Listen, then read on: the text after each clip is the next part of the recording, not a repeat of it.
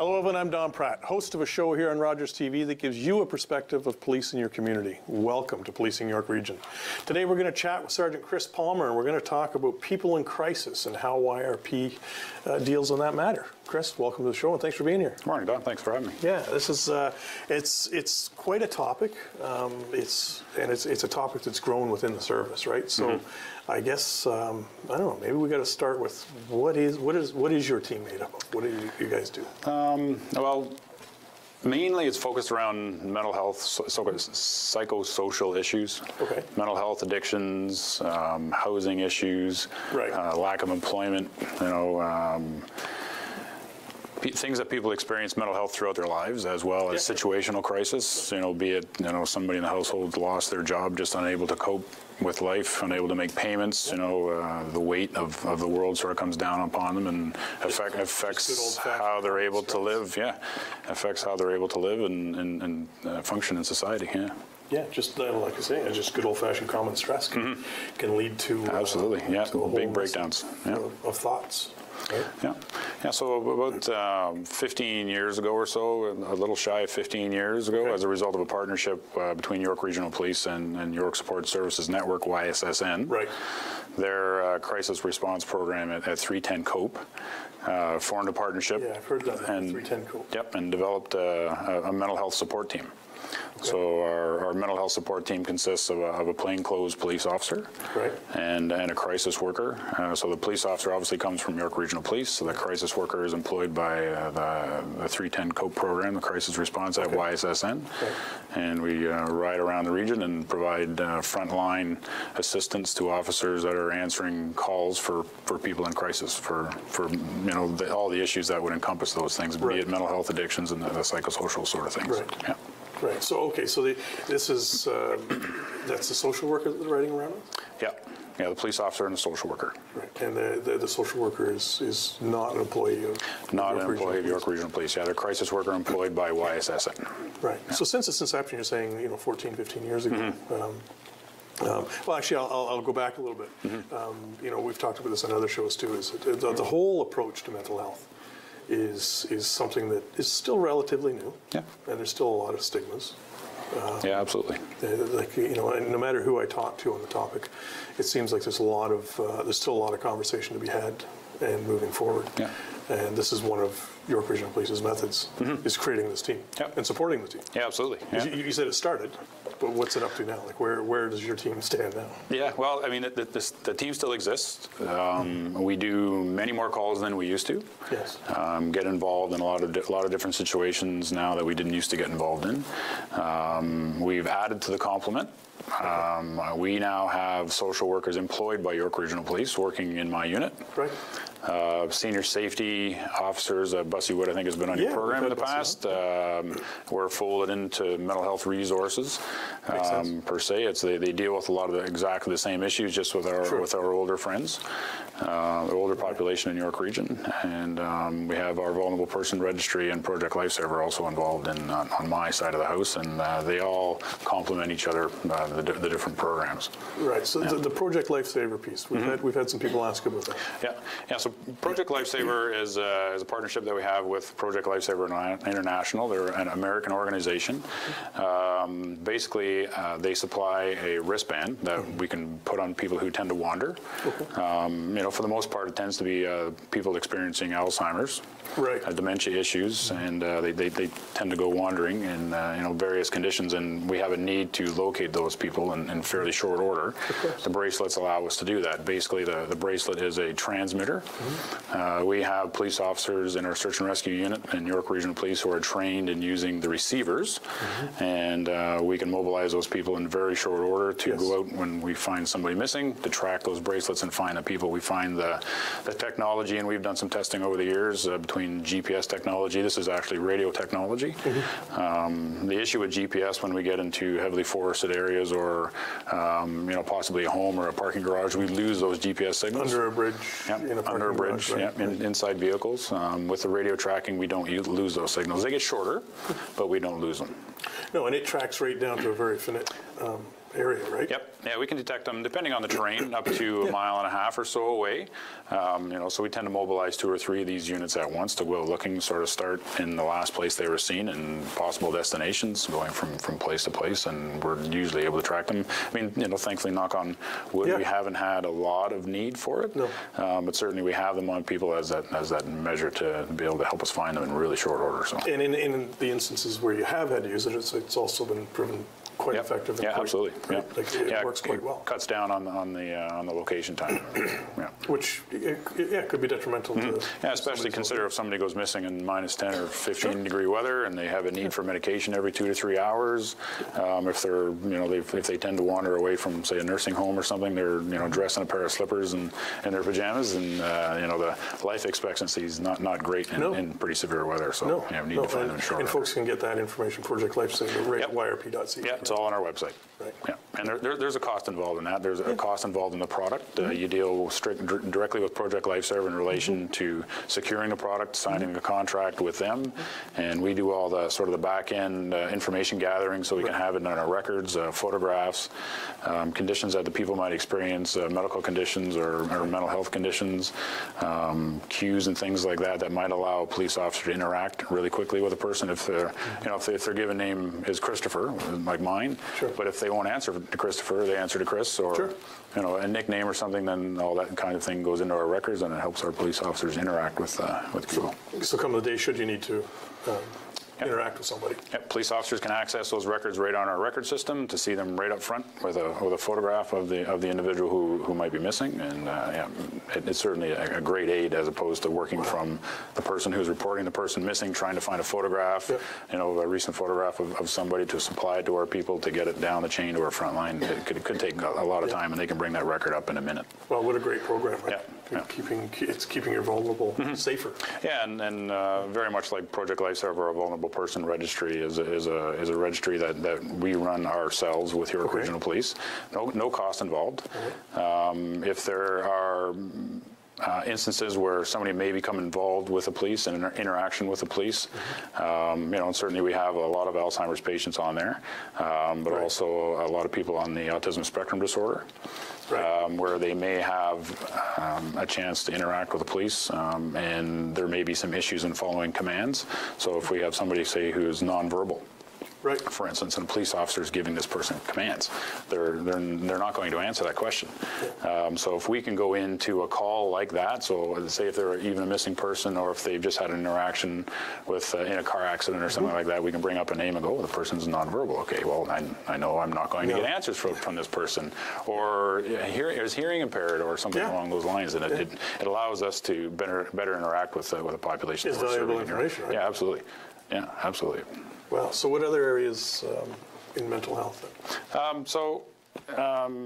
have a few other things on the go. We have our rapid response table that we work with very closely with our community partners, and YSSN sits at that table. Canadian Mental Health Association chairs that table. It's basically a partnership we have with the different mental health service providers, addictions, housing, social agencies, be it the region that conducts the Ontario Works or the Ontario Disability Plans. Right. Yeah, I've seen a list of some of your partnerships. Yeah, it's quite long, and it grows, it grows, and they're invaluable to have these relationships with people. But we can bring situations, sort of our people most in need who are experiencing, a breadth of issues, be it mental health, addictions, housing, lack of a job, those kinds of things where we're having somebody who's, could be an immediate risk to themselves. Or harm to others, inability to care for themselves, and need immediate assistance. They can't wait for more than 24 hours, or they're going to get themselves into a jackpot that we can't get them out of. So we can bring situations like this to our rapid response table, present a situation, minus any identifiers of the person's name or where they live. We strictly talk about a situation, and then have a vote around the table. If the person's deemed to be acutely elevated risk, the Privacy Commissioner in the province has deemed that we're able to share that information with somebody because of that acutely elevated risk situation, and able to connect these people with the different resources that exist in the community. Almost immediately, within that afternoon or the next day, these organizations are knocking on their front door saying, we're here to help you. These are the kind of services we can provide you to help you with the situations that you're facing. Wow, Yeah. so that sounds pretty in-depth. Yeah, so You've got a lot of background. It's immediate assistance, you know, to allow the organizations to engage with the people instead of going through sort of the back door, calling the referral lines and waiting on wait lists. You know, they can get immediate short-term supports, emergency cash if they needed to pay for their rent. You know, if they're at risk of being removed from whatever residence they're with. You know, helping to find longer-term employment, getting the mental health or addictions services they need, but it's absolutely the partnerships that we have with people are very, very important for sure. Yeah, and you've obviously somebody's worked very hard at creating these yeah, partnerships. They didn't just happen. yeah. There's when we became involved in sort of searching out best practices, and we do that like Beth Milliard talks about, and the peer support unit, sharing information with the different organizations that exist, policing right across Canada. You talk about, well, who's doing things the best they can do. You know, we share that information, and we brought a rapid response table to York Region, and it's been going for almost 2 years now. It'll be 2 years this spring. And obviously, it's got some success tied to it. Yep, yeah, and we've had well over 150 different situations presented at the table, and for the most part, we do a really good job at helping the people in need. Well, thanks for that. And we're going to come back after the break, and we'll talk a bit more with the people in crisis. We'll be right back.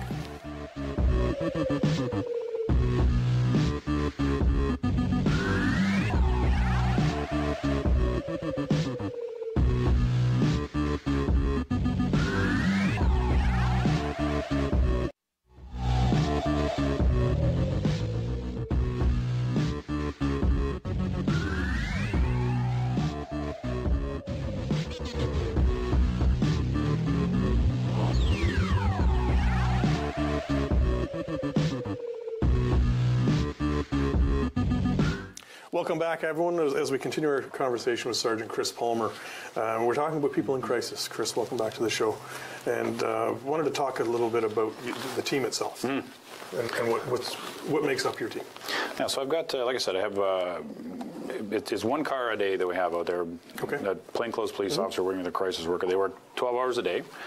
Oh, these are 12-hour shifts. Yep, 10 a.m. to 10 p.m. So we tend to keep a bit of an eye on when our peak call times are. So I've got so the team is available at the peak call times. You know, if we had them out all night long, they would certainly be less useful than they would be in the daytime when we have the bulk of our calls. So they work 10 to 10, and there's 2 full-time police officers to staff that one position, and 3 crisis workers that come from YSSN just because of the way the shifts work.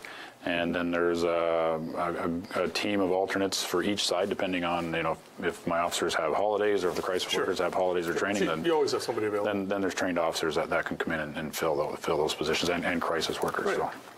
Yeah, and there's a little bit different frontline response that we have in the region from the north end to the south end. So the mental health support team is a traditional team that we've had since the beginning. And a couple of years ago, we added what we call the co-response crisis workers. So when some funding came available from the province to add, to supplement our frontline response to mental health, we adopted this co-response unit. So it's crisis workers working independent of a police officer. So when we get a call in the north end, say Bloomington upwards, 1 and 3 district in the York region, the co-response workers will attend that call with our uniformed officers and then sort of form a team at the call. So there's not that plainclothes police officer that I have on the mental health support team, but ultimately the goals are exactly the same when the two different teams get to those calls. So ultimately the teams are funded by the province to divert mental health patients away from the front line or from emergency rooms. So what we're trying to do is keep people in their homes or wherever we happen to find them in the community, so to prevent an apprehension. So police officers right now have a power under the Mental Health Act to apprehend people who are at risk to themselves, a risk of harm to themselves, a risk of harm to others, or an inability to care for themselves. So a judgment is made at the time of the call. When we get a call for somebody who's a person in crisis, we get to that call and assess that risk. If we believe that the risk is to an extent where harm's going to come to themselves, they're going to harm somebody else, or they have an inability to care for themselves, we have the power to apprehend those persons. So you can mitigate that risk. Yep. And if we do apprehend those persons, those apprehensions go to one of our 3 hospitals that we deal with in York region. ultimately the teams are funded to stop that from happening. So a police officer alone, back in the day when I was on the road, for instance, I didn't have the availability of these professionals that would come to my call, and certainly the crisis workers have the ability and the community connections from YSSN. They come trained to us as social workers, as crisis workers, so they have the ability to help de-escalate the situations when we get there, assess the person for that risk, and if they deem that there is even possibly a greater risk, they can help. Say that, like, in a normal situation, a police officer would probably bring this person to the hospital, but I can help them secure some resources, manage make a crisis management plan for them. So if they happen to come upon the same situation again, they can go through some steps to try to mitigate the crisis and not have to call 911. And the success of the teams is shown in the numbers of calls that we attend and the amount of people that we keep out of the emergency room. So our statistics show that when police officers in York Region attend the calls alone, they apprehend people about 60% of the times. So it's fairly often. We have a fairly steady flow of traffic going from people that we find in the community to the emergency rooms in our region. When the two teams are involved, either mental health support or the North End crisis co-response crisis workers, we apprehend about 15% of the time. So there's a large disparity between what police officers are able to do alone, and then what the professionals are able to do when they get to these calls. Is that just a matter of identifying?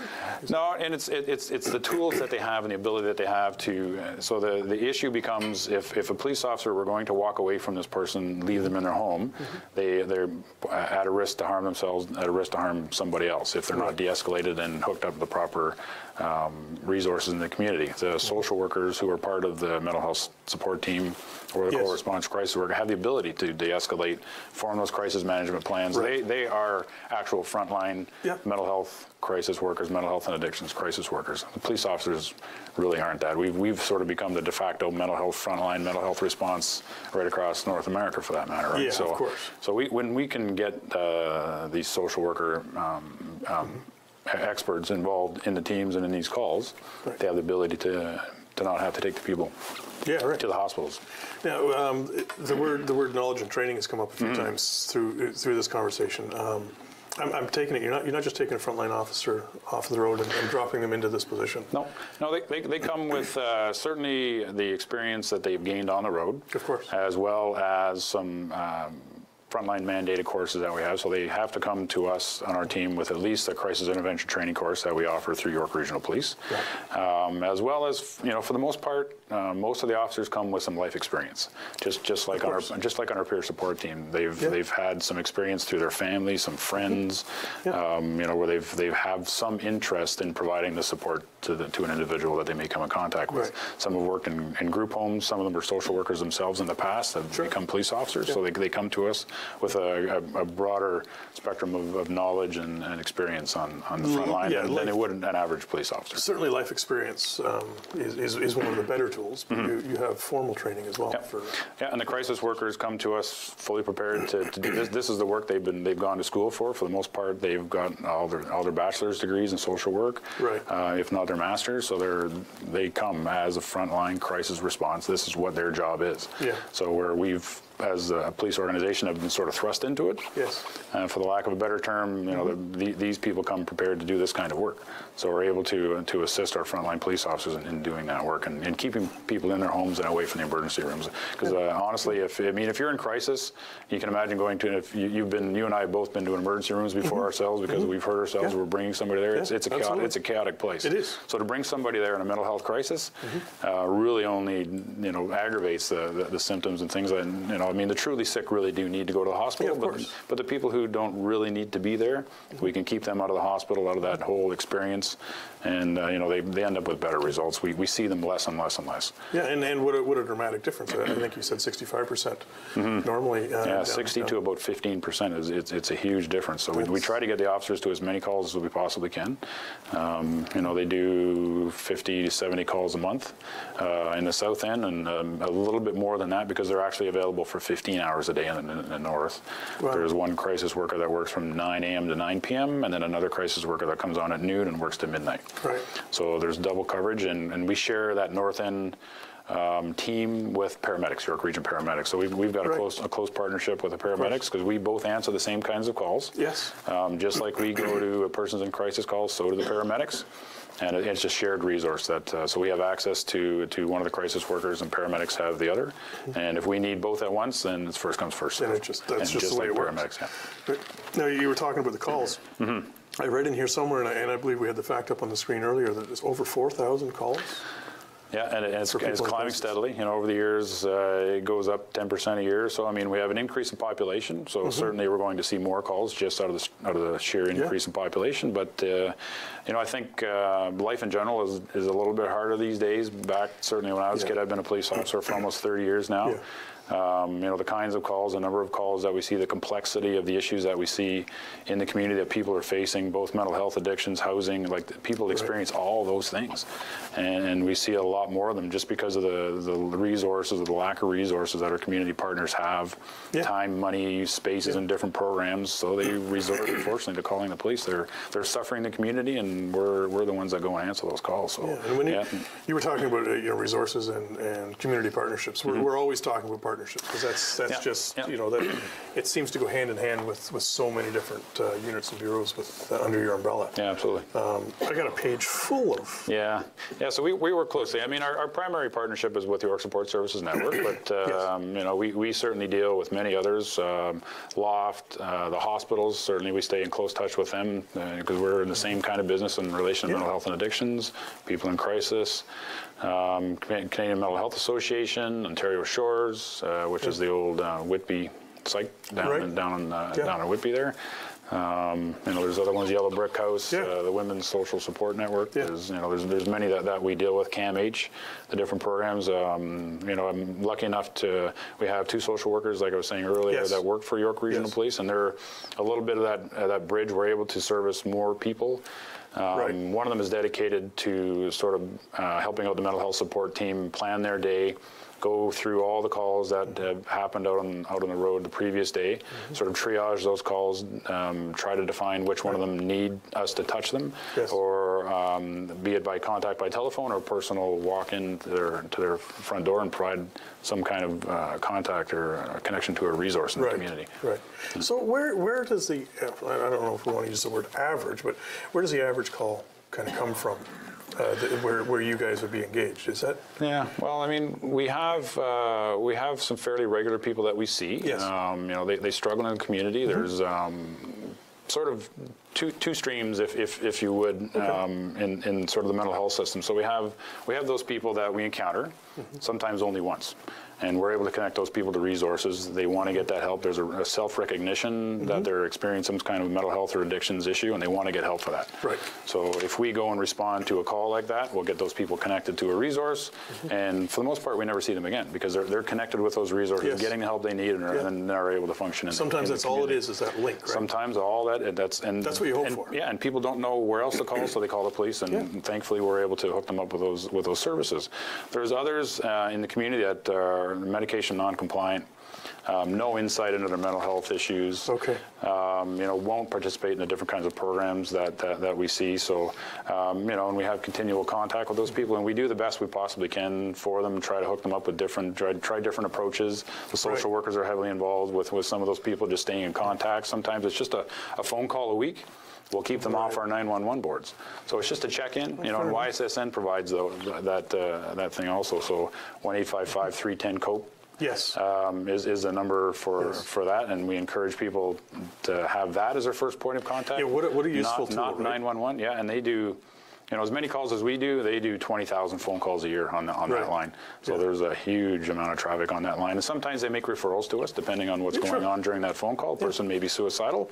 They need to be seen now, so that call will be transferred over to our 911 call center, and hopefully our team's able to go along with frontline police officers and mitigate that situation. So, you know, but the 310 COPE, you know, we've referred that service on to many people.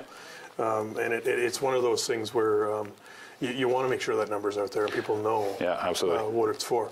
And not necessarily just to deal with your immediate crisis, but maybe to better direct you on where you can go. Yep, they're the front door to mental health services in the region. They have access to streamline access referral services, and they can hook you up with different programs. But ultimately, that'll be, if we're making contact with you and you need some resources, it'll be through that front door at YSS and through the COPE. And that too, much like the Project Lifesaver, the 310 COPE, all that information and those partnerships, they can be found on your yrp.ca as well. Yeah, we have a list of different service providers depending on what kind of situation you may be facing, and certainly our social workers go through those calls every day and assess what's going on in those calls and say, well, this person needs housing information, they're homeless or precariously housed, they need mental health assistance, or there's an addiction issue, and so we'll make the appropriate referrals. You help connect those dots. Yep, and we tap into all those community partners, if not daily, then certainly a weekly basis we're talking Chris, to people. thank you so much for being on the show.